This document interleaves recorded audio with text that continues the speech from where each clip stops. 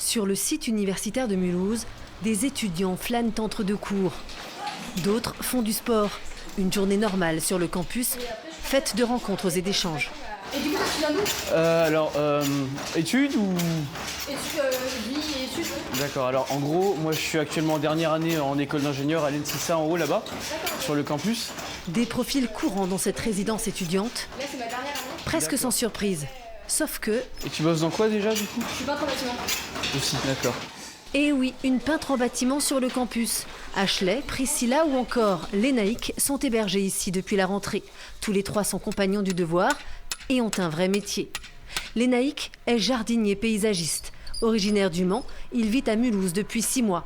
Être compagnon du devoir, il en a toujours rêvé. Enfin, ça fait rêver un peu tout le monde, on va dire. On en entend parler partout, à droite, à gauche. Et un jour, on se dit pourquoi moi je pourrais pas tenter. Et c'est aussi l'esprit de voyage qui est vraiment bien et qui attire beaucoup les jeunes. À bord de la jolie ville, à le charmant séjour, faut quitter cette ville pour revoir Paris. Le devoir nous engage. S'engager chez les compagnons du devoir, c'est accepter de passer entre 5 à 7 ans hors de chez soi pour faire son tour de France. Le voyage comme valeur forte et une vie en commun. Du coup, t'as quoi ce soir? T'as cours généraux ou... Bah oui, il y a match. Ah, tu vas en maths? D'habitude, ces futurs artisans d'excellence sont hébergés dans des maisons qui leur sont dédiées. On a visité le château là, du Haut-Königsbourg. À Mulhouse, les compagnons sont passés de 15 à 36 en 2 ans. Leur maison devenue trop petite, la solution est venue du Crous, le centre régional des œuvres universitaires. Et pourquoi pas partager une résidence avec des étudiants en master et doctorat? Une proposition audacieuse, une première en France.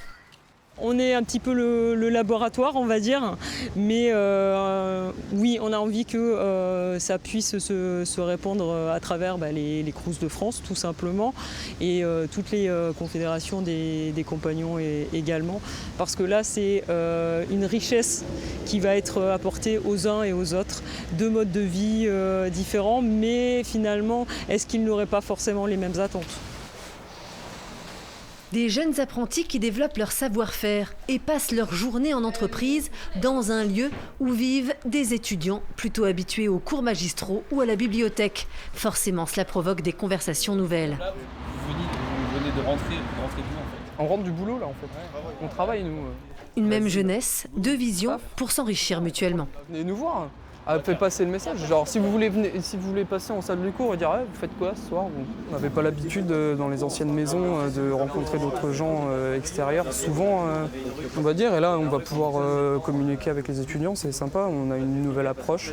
On peut apprendre plus de ce qu'ils font et nous transmettre un peu notre savoir dans nos métiers, leur montrer un peu, et c'est cool, leur faire découvrir un peu notre monde, quoi.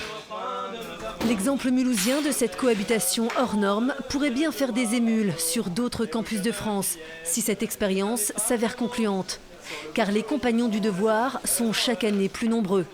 Alors, les résidences universitaires deviendront-elles ailleurs aussi leur prochaine maison ?